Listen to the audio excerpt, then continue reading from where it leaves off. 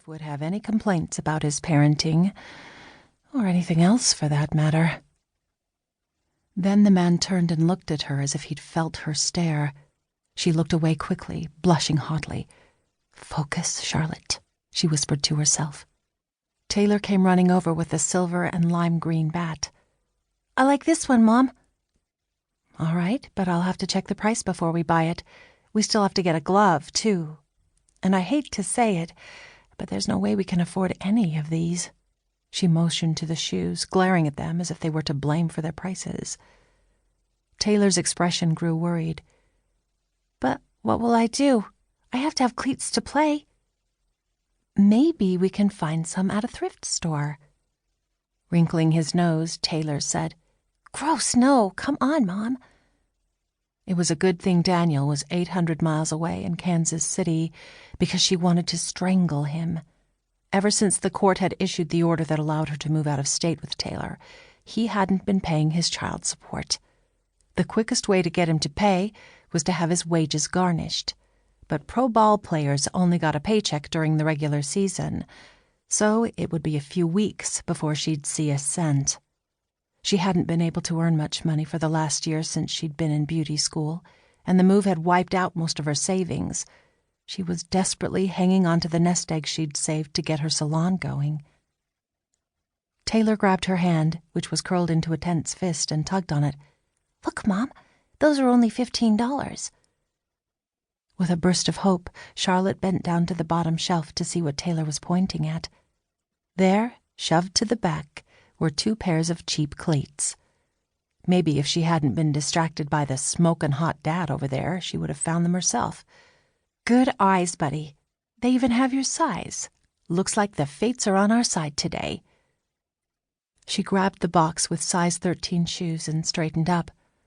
About to direct Taylor over to a stool, Charlotte paused when she saw Smokin' Hot Dad walking toward them. Her eyes widened as she took in his chiseled good looks up close. With an even golden tan and a square jaw covered in dark stubble, he would have been gorgeous enough. But the confidence gleaming in his eyes put him over the top into too good to be real territory. Wow. Thankfully, her instincts were still in working order. She moved gracefully to the side to allow him to pass and smiled slightly. But instead of going by her, he stopped and smiled, momentarily freezing her ability to think or even breathe. When he spoke, his voice was deep and colored with a hint of Southern accent. "A word of advice, ma'am. Don't get the cheap ones." "What?" she asked, not quite following him. He motioned with the shoebox he held in one hand, his big hand gripping it easily. "Sorry, it's just that I have some experience with those cheap shoes blowing out partway into the season, and when they do, you won't be able to find another pair because they only stock them at the beginning of the season." Charlotte stared, trying to figure out how to respond to this. She knew he was being nice, but it wasn't like she had any choice. "Thanks, but these will be fine." She turned back to Taylor with the shoes, so when he leaned over her shoulder to look at the box, she started to think maybe his wife had a few issues to deal with after all. "Excuse me?" "Size 13, huh?" He stepped over, examining the shelves, and selected a box of $60 shoes. "Have him try these on." Charlotte narrowed her eyes. "Look, I know you're trying to help, but I can't afford those shoes, so it doesn't matter if they fit." "Oh, I see." He slid his eyes to her Louis Vuitton bag, then met her glare straight on. "But you can't afford that." She didn't like what he was implying. "You know nothing about my financial situation. In fact, you know nothing about me at all."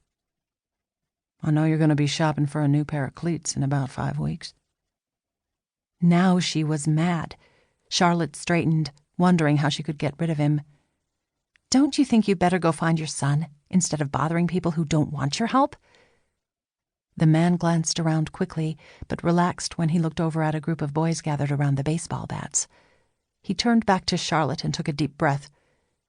"Okay, look, I'm sorry, but you really should get different shoes, and if you can't afford them, I'd be happy to help."